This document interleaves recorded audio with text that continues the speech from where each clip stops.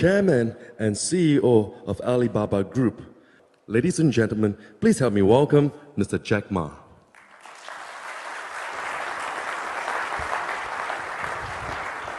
Thank you. Yeah. Thank you very much, dear Minister. Ladies and gentlemen, after 3 days, in-house meetings and also fly all the way here, I did not feel quite well today. But when I see the entrepreneurs, when I came to the SMEs, I always feel excited. Because when I join the SME conference, I see from the eyes, the dreams, the passion, the hope. But when I join the Fortune 500 conference among the CEOs, I see the numbers, I see the revenues, I see the KPIs, I see the bloody competition.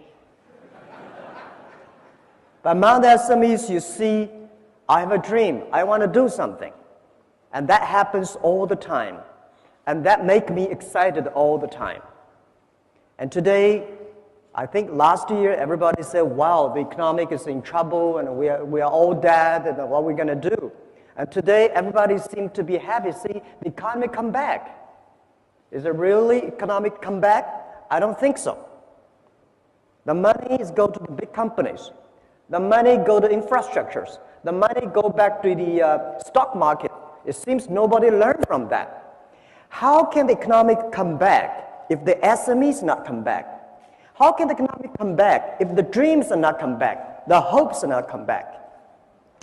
I saw one thing that few days, 2 days ago, I had a dinner with my Singapore friends, and they said Singapore government is encouraging to have more babies because people are aging and not enough kids. I think every economy, every nation needs incentive package to have more small, medium-sized companies, to have more hopes. Because every big company comes from the small business. If without this hope, without this kind of incentive to have more babies, we're going to die. Why I always feel excited? I have 8 babies. In the past 15 years, I built up 8 companies. 7 of them very healthy. 1 of them, I sold it. And I keep the baby. When I look at my babies, Alibaba, Taobao, Alipay, and the companies which I have, Ali Cloud, we just had a new baby 2 months ago. I always feel excited because you see the hope. You know this baby is going to change me. This baby is going to change the world, change the customers. And that's the thing that I always feel excited. If you want to be happy, have more babies. If you are the government, want your economy to be good, have more SMEs. These are the dreams. These are the hopes. These are the future. So this is all we want to say, but enough. We've been crying, say, please give us support. But all the SMEs, ask ourselves one question. We are not crying babies. We believe we are tomorrow's Google. We believe we are tomorrow's eBay, YouTube. We believe we are tomorrow's UPS. If we believe we are, we can be. If you don't believe, you'll never be. We heard a lot of governments say, we give you and let me know what we're going to do. Let me know what we can help the SMEs. We heard a lot of banks say, well, we've been giving loans to a lot of SMEs. I heard some banks say, well, one of the bank presidents said, well, we give like 200 billion or $1 million to the SMEs. I said, what's the size of the loan you give? $20 million. How can you say the 20 million? As the research I got from Alibaba Group, Alibaba status, 87% of the SMEs, what they need is, the fund is below $60,000 but they are giving loans to $20 million to some big companies, They are not SMEs, they are not the hopes. But I think all the SMEs say, nobody can help you. My 8 companies, I would say nobody help us. Only we can help ourselves. Don't rely on the government, don't rely on the banks, forget about that. Rely on your friends, rely on relatives, rely on the small dreams, and always keep that thing in mind. Because I've been trying very hard to get loans from banks. Always trouble. But in the past 10 years, I even did not borrow 1 cent from banks my kids grow up. I don't know why. And the banks always say, well, because we don't have enough information from the SMEs. Tell me, any Fortune 500, any big bank CEOs or president go to the SME summit? No, they go to the CEO summit. Right?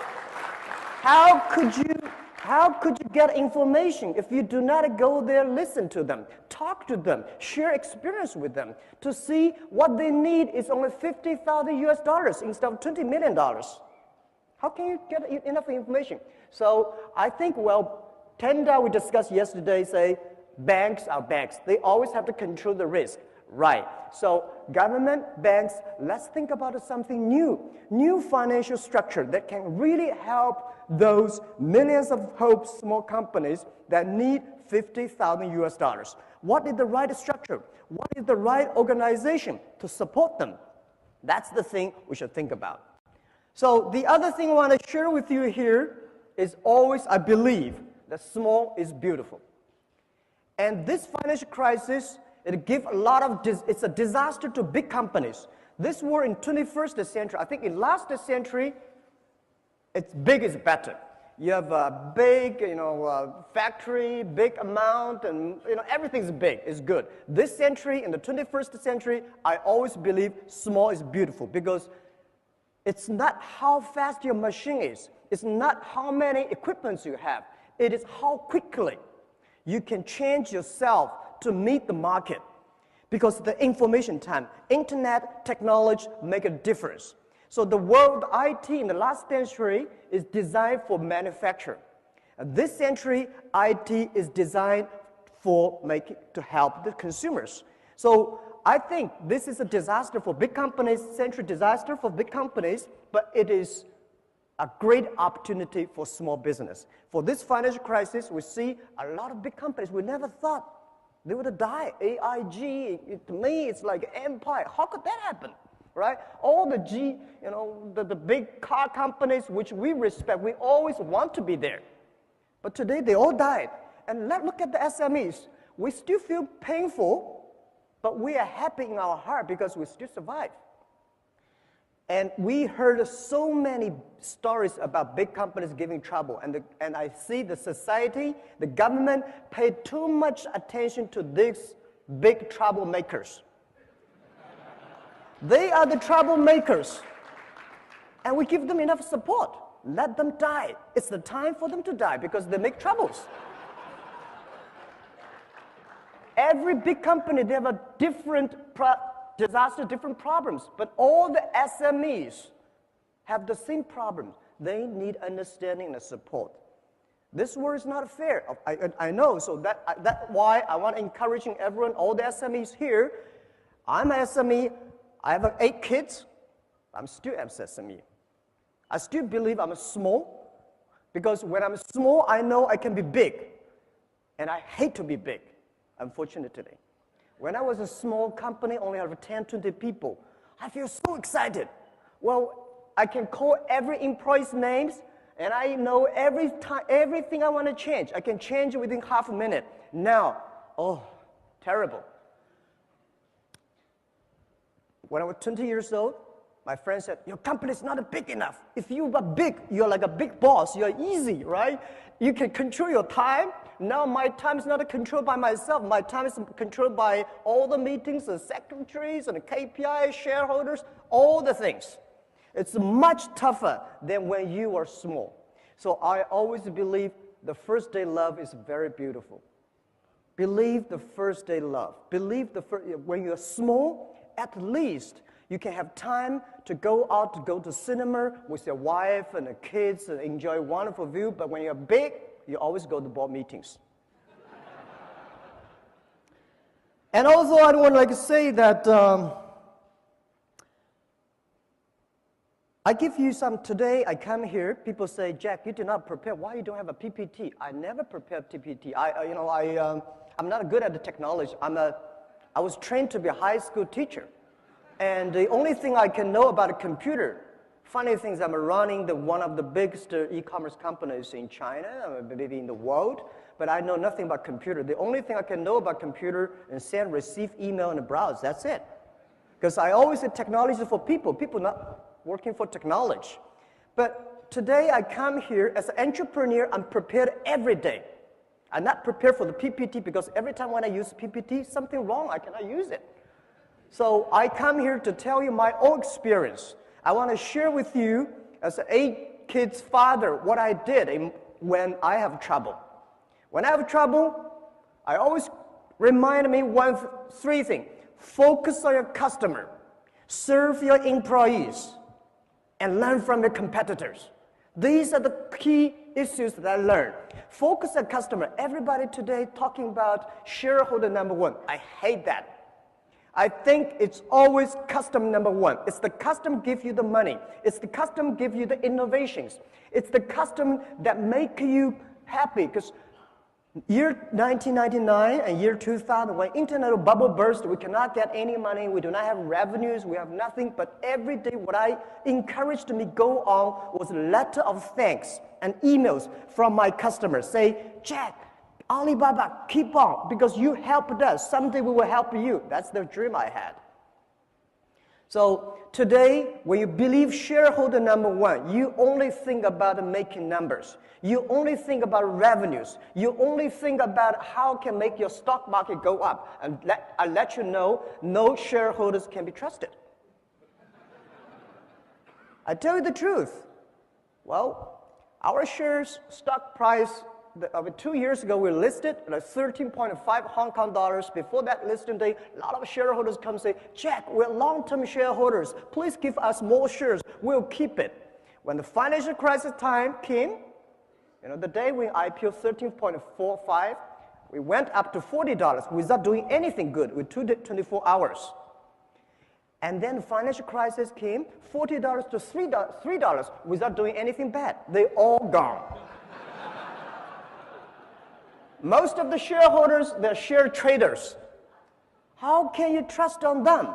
So rely on customers, because the customers stay with you. Customers grow up with you. Customers give you the money, give you the hope, give you the support. So focus on customer. And second is rely and serve your employees. It's your employee, it's your team that make the difference. That the employees, that make all the dreams realized. If we say, well, we have so many problems, and big companies have a problem in getting the innovations, how to make things happen. Well, because they do not listen to the employees. They focus too much on the shareholders. The shareholders, well, they give you this idea, that idea, and when you really do that idea, they're gone. And they change all the time, but your employees stay with you. I remember the tough days. It was so difficult, year 2002, 2001. There's only one group of people that stay with me. That's my colleagues.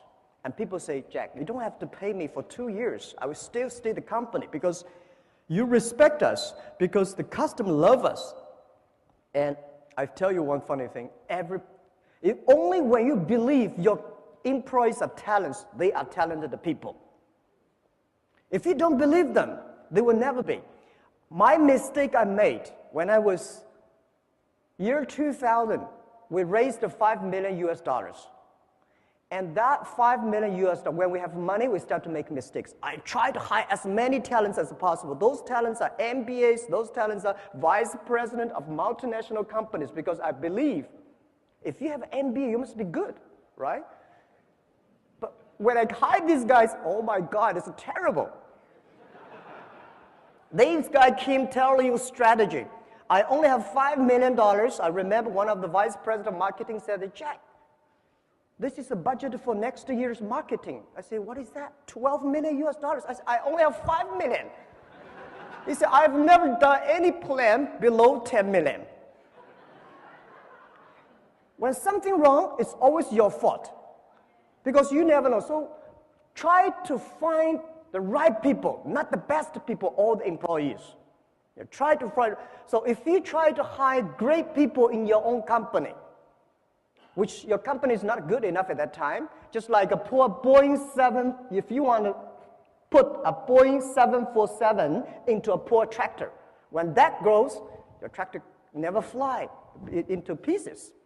So my suggestion is that look at your employees, develop them. Only when they are developed, your company will be developed. The day when we IPO'd, we created more than 1,000 millionaires, at least, in the company. All the guys sitting in the room, and we had a chat. I say, ask me. Now, tell me one thing. Why you are so successful? Why we are so successful when we are 20s, we become millionaires? What happened? We are very hardworking people? I think there are much more hardworking people outside. Do you think we are smart enough? Oh, at least I'm not smart. I took 3 years, 3 times to go to the university. I failed all the times. And I don't think I'm smart. I don't think you are smart. And at that time, in year 2000, it was so difficult for Alibaba to hire people. If they're not that much disabled, we hire them. If they can walk, we hire them. Because nobody believed the internet. Nobody believed e-commerce will work in China. Nobody believed that, internet can happen. But these guys, because they had no jobs, so they said, well, let's come here. So they joined the company, and then those MBAs, those people with great, background, they were a lot of headhunting company. They moved out. They started their own business. Now, today, they all failed. Those guys, nobody headhunting them. Those guys never sort of have the dreams to build up their own company, stay in the company. After 5 years, we all succeed. Why? We keep our dreams. We believe it. No matter how big your dream is, make small, tiny steps ahead and grow with them, grow with the company. So my mistake, year 2001, I told my 18 founders, I said, you guys can only be team manager. All the VPs I will hire from outside. Now, 10 years passed. All the wonderful people I had outside, 100% gone. And those, which I think, how could you be successful? They all become VPs and directors. They are all powerful because they believe they can.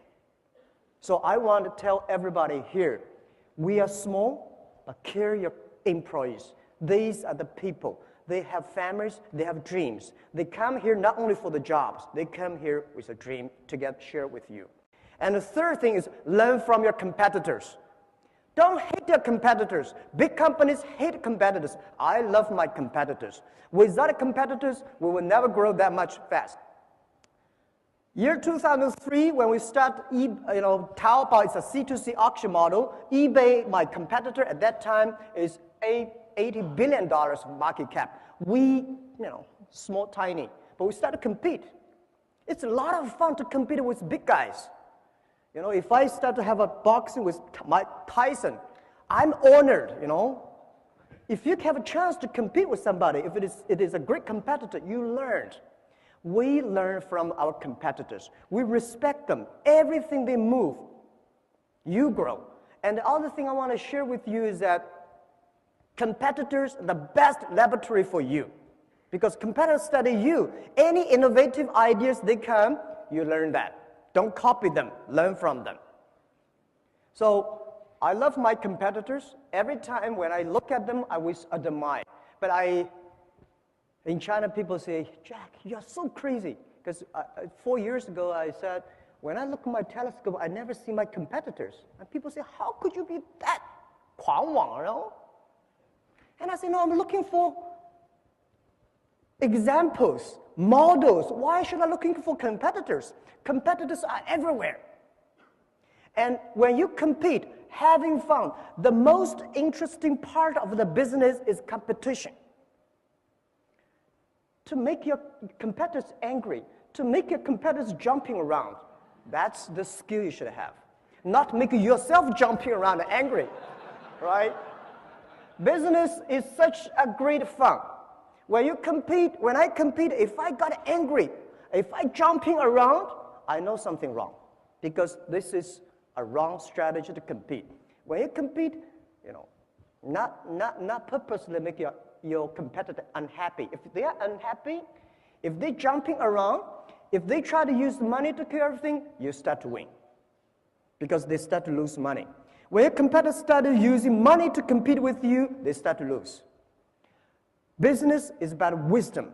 Business is about hope. Business is about courage.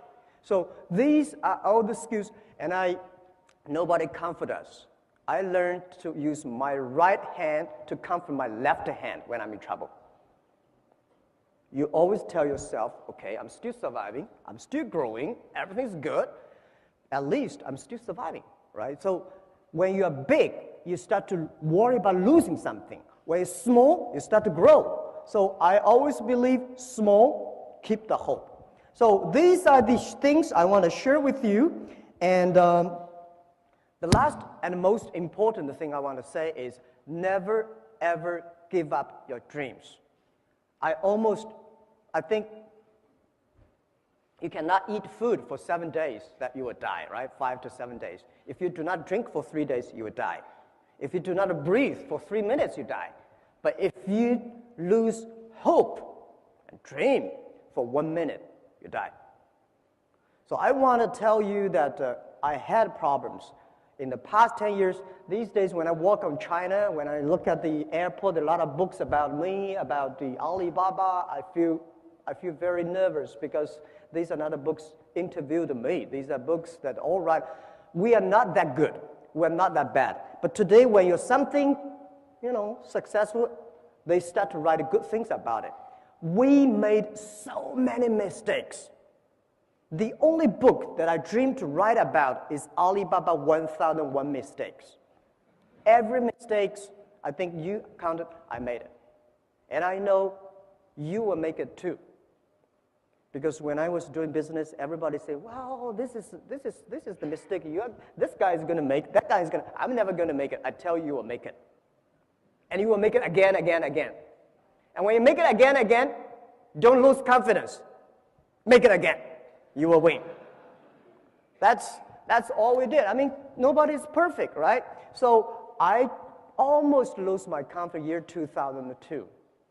I had a big trouble with my team in the USA. I learned from a great consultant guy, joined the company, said, Jack, Alibaba doing international trade. International trade needs English. Which country has the best English you believe? I think USA, right. Now, internet needs great technology. Which country has the best technology? We say, USA, right. And we're in Silicon Valley, so we move our Alibaba.com to Silicon Valley. And when I arrived in Silicon Valley, we suddenly realized something wrong. We hired people from Miami, from New York, and from all the where. They all came to our Silicon Valley. And after 3 months, I realized the problem is that nobody in Silicon Valley knows the trade. So what's the point? Have a good technology and English. We are not English site, right? All the small, medium-sized companies across the board, they know exactly what are you talking about, no matter how terrible your English is. Right. So I made a mistake, and I told the people, say, sorry, it's a mistake. Let's move back. So after 2 months, we moved back to China again.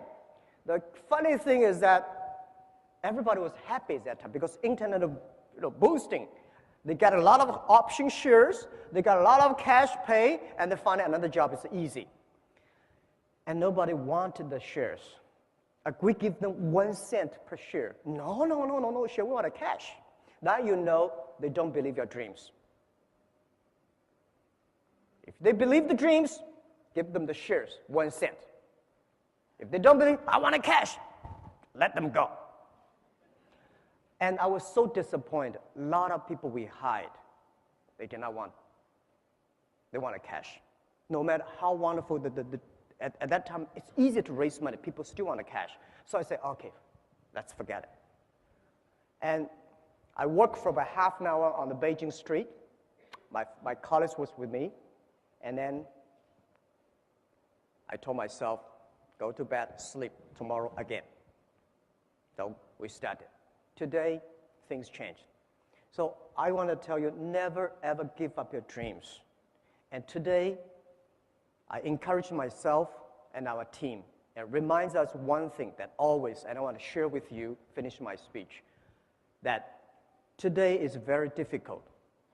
Tomorrow is much more difficult. But the day after tomorrow is very beautiful. Most people die tomorrow evening. You will never be able to see the day after tomorrow's sunshine. If you give up the hope, you will not see it. If you give up your employees, you will never see it. If you give up your customers, you will dead. But if you give up shareholders, you will get a better one.